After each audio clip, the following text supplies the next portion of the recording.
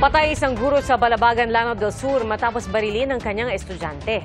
Ayon sa pulisya, naglalakad papasok ng Balabagan Trade School ang gurong si Danilo Barba nang tambangan ng isang grade 11 student noong nakaraang Lunes, August 4. Binaril sa ulo ang biktima gamit ang kalibre 45 na baril.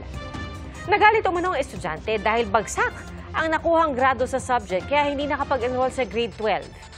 Matapos ang krimen, nagtago umano ang estudyante sa kanyang mga kamag-anak pero sumuko rin sa tulong ng kapatid niyang pulis.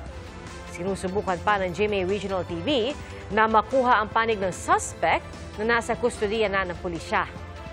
Kinundi na ng Bangsamoro Ministry of Basic, Higher and Technical Education ang pamamaril. Mga kapuso, maging una sa saksi. Mag-subscribe sa GMA Integrated News sa YouTube para sa iba't ibang balita.